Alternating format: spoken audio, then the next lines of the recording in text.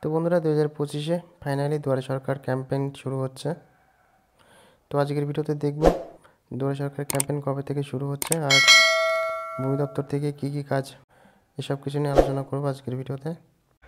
তো এখানে দেখো, এখানে দুয়ারে সরকার কবে লঞ্চ হয়েছিল সেটি দিয়েছে 2020 ডিসেম্বরে শুরু হয়েছিল প্রথম। এরপর দেখো এখানে outreach camps for receipt of application from citizen inclusion different schemes offered. তো এখানে যে ক্যাম্পেইন যে ডেট সেটি শুরু হবে 24শে জানুয়ারি থেকে আর চলবে হচ্ছে 1 ফেব্রুয়ারি পর্যন্ত 2025।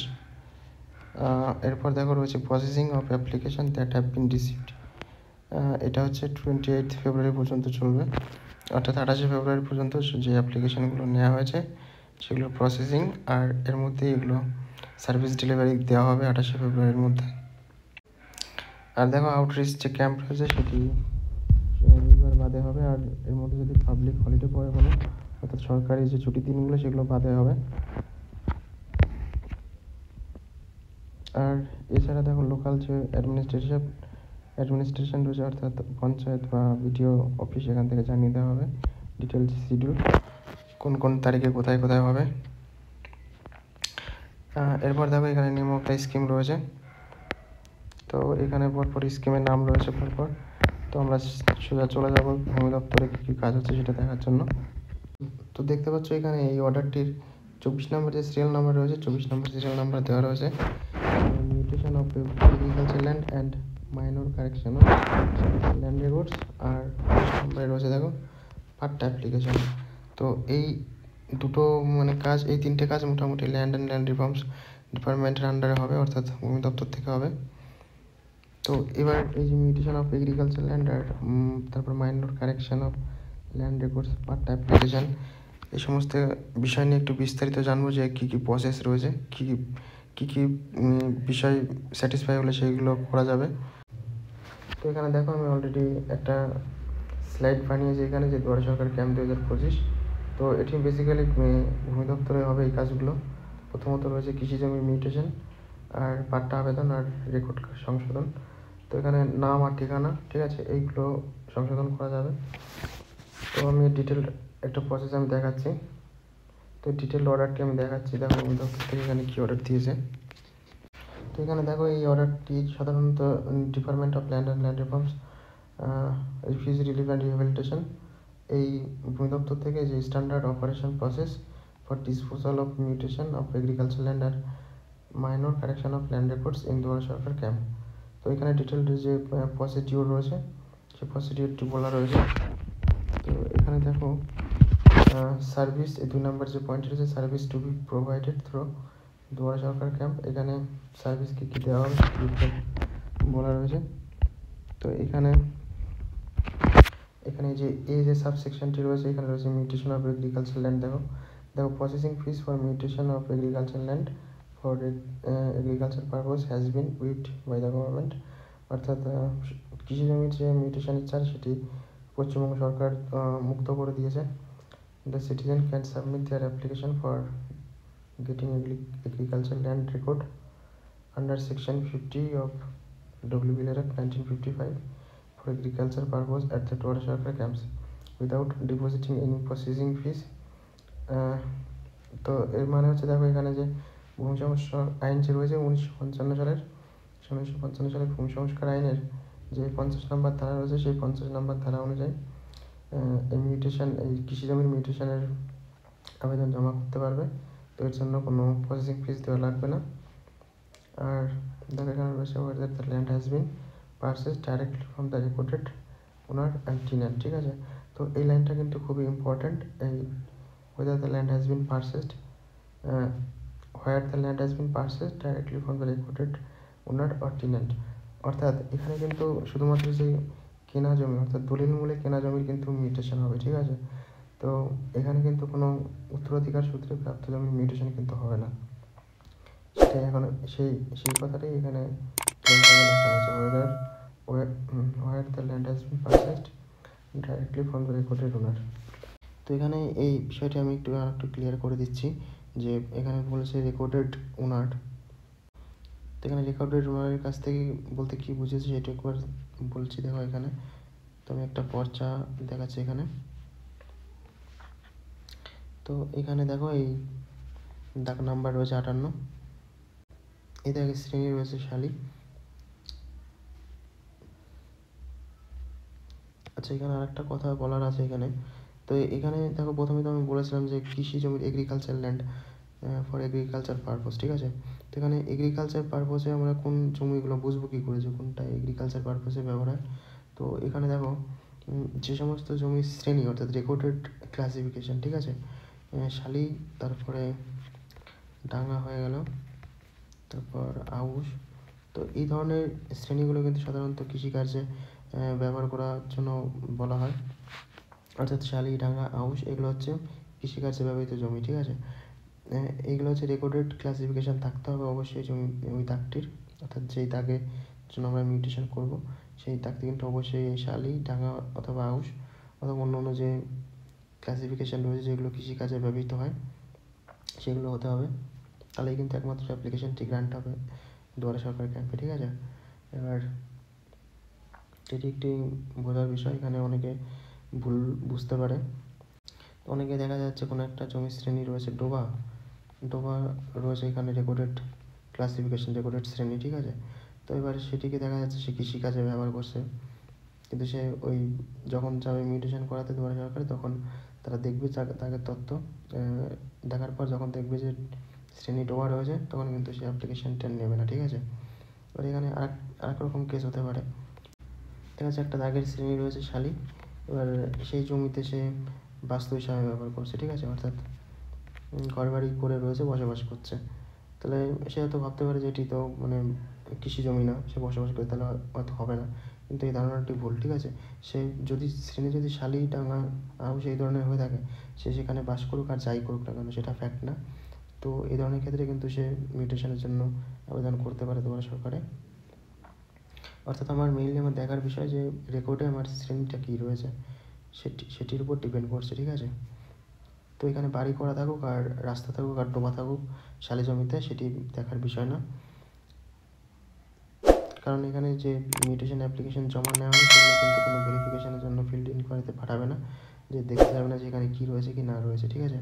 তো শালি জমিতে সে বাস্তু, ডোবা, পুকুর যাই থাকুক না কেন মিউটেশন হয়ে যাবে। তো এটা একটা বোঝানোর ব্যাপার ছিল।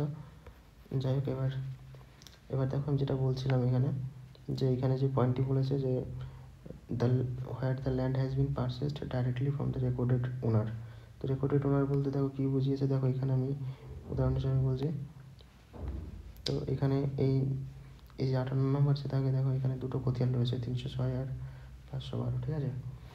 তো এবার দেখা যাচ্ছে এই 306 নম্বর যে খতিয়ান যে রায়ত রয়েছে সেটা এই আব্দুল হলিম, তিনি দেখা যাচ্ছে এনার 3 শতক জমি রয়েছে। তো ইনি এই 3 শতক জমি এ নামক একজন ব্যক্তির কাছে বিক্রি করলো। এবার এ নামক যে ব্যক্তি সে যখন দলিল মূল্যে বিক্রি করেছে, সেই দলিলটি নিয়ে দুয়ারে সরকার যদি চায় তো সেই ক্ষেত্রে হবে কি ডাইরেক্ট যে বিক্রেতা রয়েছে সেই বিক্রেতার নামে রেকর্ড রয়েছে, ঠিক আছে, সেটি তখন অ্যাপ্লিকেশানটি তখনই একমাত্র গ্রান্টেড হবে, ঠিক আছে। এবার এমন একটা বিষয় দেখা যাচ্ছে এই ব্যক্তিটি দেখো এ নামক ব্যক্তিকে বিক্রি করলো, এ আবার করলো কি বি নামক ব্যক্তিকে বিক্রি করলো, ঠিক আছে। এবার এই এ আর বির মধ্যে যে দলিলটি রয়েছে সেই দলিলটি নিয়ে যদি এই বি নামক ব্যক্তিটি চায় যদি আবেদন করতে দুয়ারে সরকারে, সেক্ষেত্রে কিন্তু হবে না, তার কারণ এই এ নামক ব্যক্তির নামে এখন বর্তমানে রেকর্ড নেই, অর্থাৎ এলার খতিয়ান নেই। তো সহজ কথা হচ্ছে এলার খতিয়ান থাকতে হবে বিক্রেতার নামে, ঠিক আছে।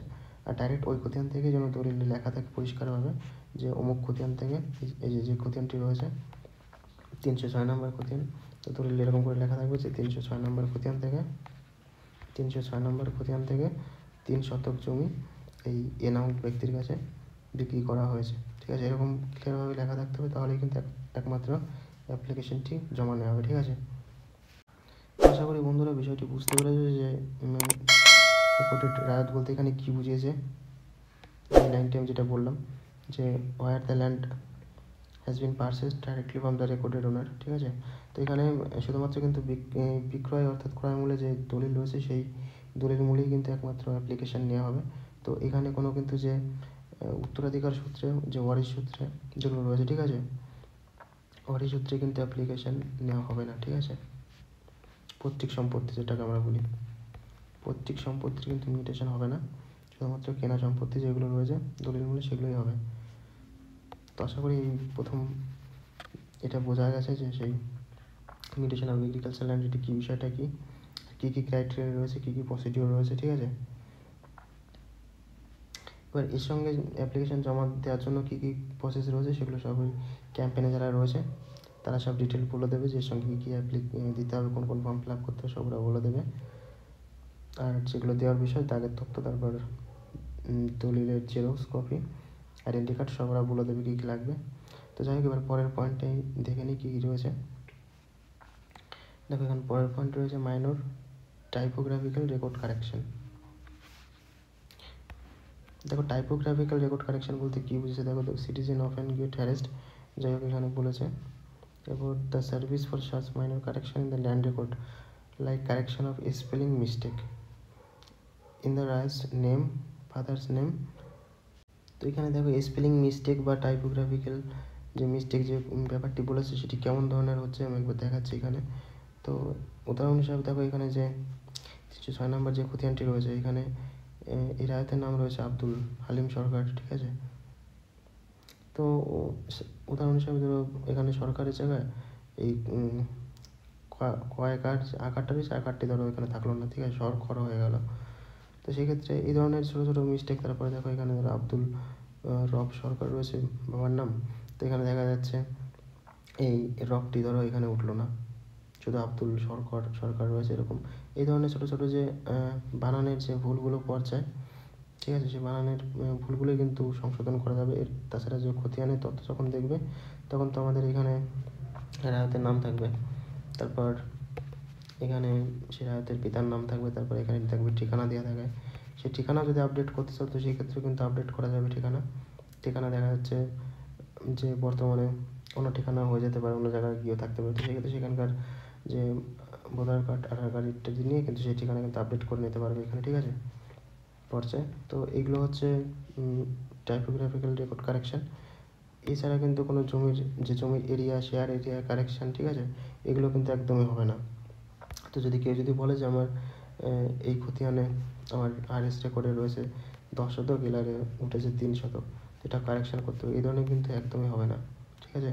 শুধুমাত্র এই ধরনের টাইপোগ্রাফিক্যাল যে বানানের যে ভুলগুলো রয়েছে পর্যাতে সেগুলো একরকম শুধুমাত্র কারেকশান হবে, ঠিক আছে। আচ্ছা, এরপরে যেটি রয়েছে সেটা হচ্ছে এই পাট্টার আবেদন।